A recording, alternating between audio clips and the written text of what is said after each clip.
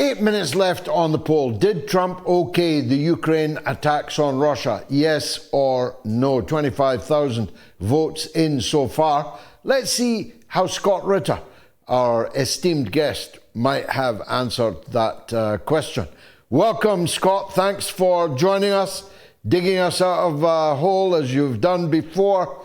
I'm grateful indeed to you.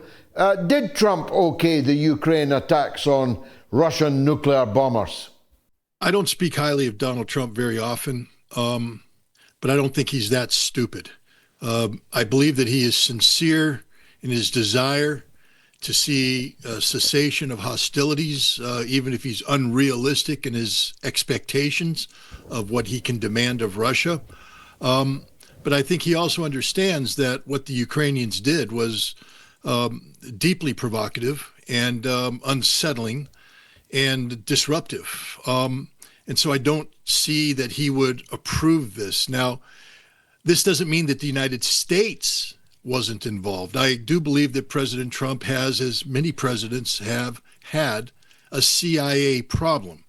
And that problem lends itself to Donald Trump's failure of leadership. You know, he inherited a policy from the Biden administration that sought the strategic defeat of Russia. He has not ended that policy. He may not even know that it is a policy, but, you know, he has not formally come out and said, I declare this policy to be at an end, which means that all of the covert actions that were attached to that policy that were being carried out by the CIA using the 20 bases that were built on Ukrainian soil, most of them during the time of Donald Trump's first term in office, and all of which were involved in organizing and executing covert operations against the Russian target. This CIA is still on the job. They have to be ordered to stand down, and they haven't been ordered to stand down. And even if they have been ordered to stand down, what we've seen in the past is that many of them refuse to stand down, believing that they know better than the sitting president about what's good for American security. So there's no doubt in my mind that there were CIA fingerprints together with MI6, the British Secret Intelligence Service, who I believe had the lead on this operation. There's no doubt that they were involved, but I am very skeptical of whether or not Donald Trump was cognizant of this and if he gave the green light. Well, I agree with you, but that doesn't end the question, does it? Because it's either that Donald Trump is stupid and did okay it, or that he's not in command of the United States Armed Forces and its agencies, that he's not, in fact, the commander-in-chief, no matter how many times they play it on the trumpet. And either way, we've got a problem, don't we? We have a huge problem. It's not just that Donald Trump can't control the intelligence community. He can't control the American foreign policy establishment.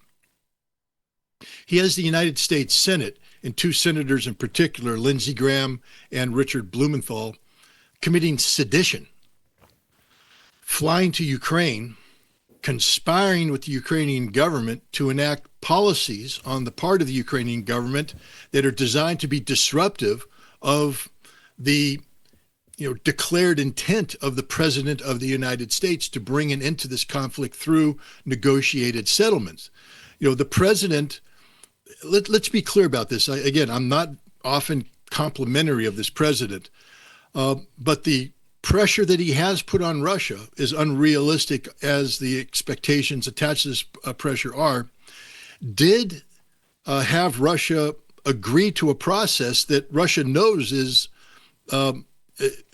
unrealistic, but Russia doesn't want to be seen as walking away from this process out of concern over, alienating Donald Trump. So Russia agreed to the Istanbul process. Russia agreed to the second round of the Istanbul process, and Russia has done everything the president has asked of them in terms of process and procedure. So Donald Trump deserves credit for this. But what's not happening is that Donald Trump is not being backed up by his own cabinet. Marco Rubio is out literally alienating those who should be supporting the president. He makes contradictory statements. So does Keith Kellogg. So does Scott Bessent, the Treasury Secretary.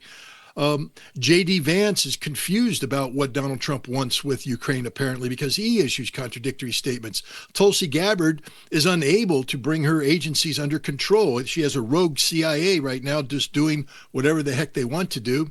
And, even people like Steve Witkoff, who I think has emerged as a very sage and capable negotiator, who understands the reality on the ground.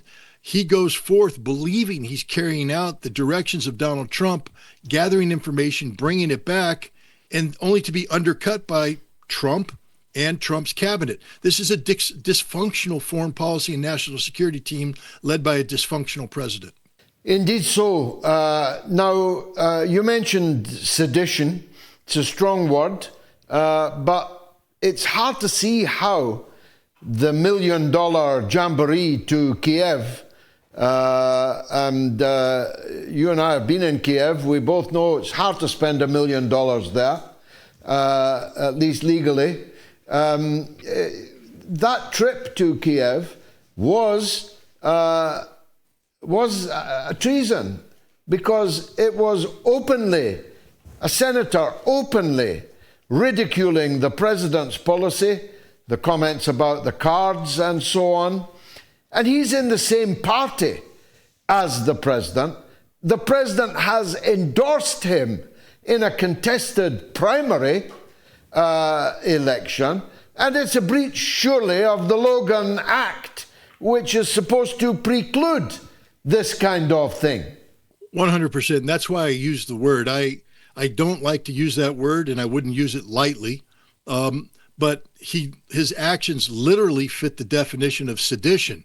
Moreover, the 80 plus senators who are signing on to this bill need to be careful as well, because if Trump ever had the courage to pull the trigger on the sedition charges and the Logan Act violations, then these senators could be charged with conspiracy to commit sedition, because they are conspiring with Lindsey Graham to achieve an outcome that is detrimental to the national security interests of the United States, as defined by the only person who gets to make that decision. The Senate gets to advise and provide consent for certain aspects of foreign policy. They don't get to make foreign policy, and they don't get to implement foreign policy, and they damn sure don't get to negotiate foreign policy on behalf of the United States. This is what Lindsey Graham and Richard Blumenthal did on behalf of 80 other senators who have come together to undermine the legitimacy of this president. So they spoke for an hour and 15. Trump, perhaps ill-advisedly, put out a Truth Social on it and then deleted it. The Russians, so far as I can see, although I've been on the air for the best part of 2 hours now, have not said anything officially. Trump, to be fair, said in the post now deleted that it wasn't going to bring immediate peace, but he acknowledged, didn't he, implicitly, that Putin is going to respond to the egregious terrorist attack on the train and the egregious breach of essential nuclear protocols in the attack on the nuclear bombers. You know better than anyone, as a distinguished weapons inspector, these planes were out on the tarmac uncovered because that's what the treaty requires them to be. And taking advantage of that, using British and American intelligence resources to do so, Putin's going to respond bigly, as Donald Trump might say. What do you think he's going to do? Well, first of all, let's underscore the seriousness of what happened. This isn't just a cool operation. I mean, come on, hats off to the Ukrainians. This is made for TV stuff. Year and a half in the planning, smuggling guys in, getting a warehouse, buying trucks, converting the trucks, loading them up with drones, having retractable roofs, guys controlling it long distance. You could make a James Bond movie out of this, and it would be a very entertaining movie.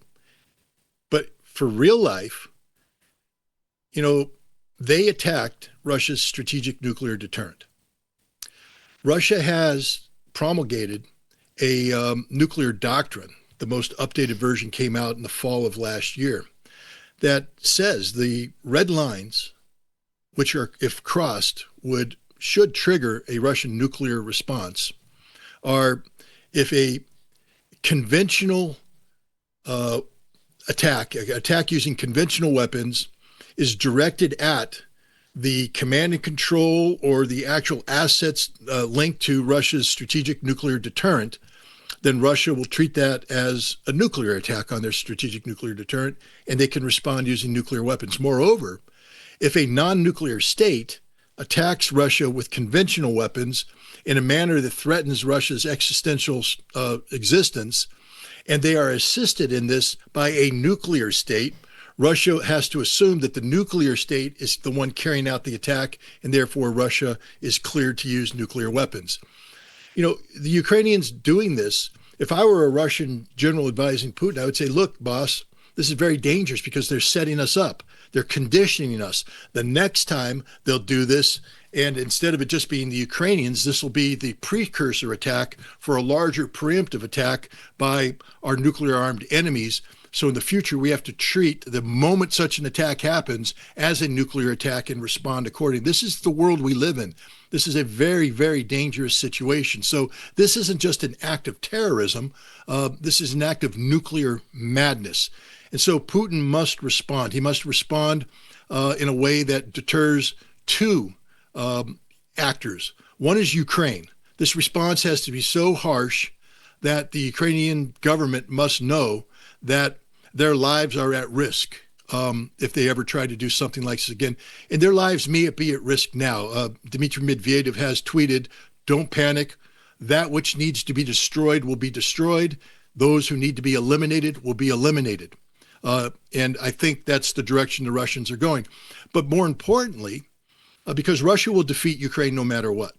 That's the other thing that come out. There will be no peace deal. There will be no peace process. Vladimir Putin spoke to his National Security Council, and this is going to be resolved on the battlefield through force of arms. And Donald Trump can thank Zelensky and the CIA for this harsh reality. But he needs to send a signal to Great Britain, to France, to NATO, and the United States that if this happens again, the horrible response that they're seeing isn't going to be limited to Ukraine. It will bleed over and impact NATO, Europe, and potentially the United States. I want to remind people that Anatoly Antonov in September of last year made a phone call in which he implicitly told the American official on the other end that if Biden greenlights the use of ATACMS missiles deep into Russia, the Russian response will hit the American homeland, including Washington, D.C. And that's one of the reasons why Biden backed off. I think we're going to get a similar type of statement, perhaps with the Oreshnik missile. Maybe it's time for Russia to pull that out again. Who knows? But it will. I think the response is going to be on a scope and scale that we have never seen before, and it is designed to scare the you-know-what out of Ukraine and its Western allies. Finally, Scott, if I may change tack and take your counsel, what's going on in the White House in the extraordinary punch-up that developed today between Elon Musk on the big, beautiful bill and the Trumpian blows being struck by Steve Bannon from his war room? Is the coalition that put Donald Trump in power now breaking apart? It was always destined to break apart because Donald Trump is not a man of honor and he's not a man of his word. Donald Trump is incapable of following through with the promises he made during the campaign. Donald Trump is a very weak leader who is heavily influenced by outside powers. The key to Donald Trump is to stroke his ego, not to seek counsel of his conscience, because he has no conscience. He has a huge ego, and the fact that you have to call a bill big and beautiful just shows you how stupid this entire process is. And the fact that Donald Trump is actually contradicting the very things that he's saying, claiming. What happened to the $36 trillion debt? Apparently that doesn't matter anymore. What happened to Doge saving the American taxpayer hundreds of billions of dollars? That doesn't matter anymore. Nothing matters to Donald Trump. He's incapable of fulfilling a promise. And yet the pro-Trumpians, as you call them, the Bannons and others, they have attached themselves to Donald Trump's coattails. So they are there to defend Donald Trump at all costs. I think Elon Musk, I believed in what he was doing. I'm not the biggest Elon Musk fan, but I don't condemn him across the board. I think that he honestly thought that he was doing good, doing a service to the country and seeking out to make these cuts. And he came to realize that he was just being used by Donald Trump. And when he no longer was effective as a tool, like any tool that's broken, it gets discarded. And that's what's happening to Elon Musk right now. And he's waking up to that reality.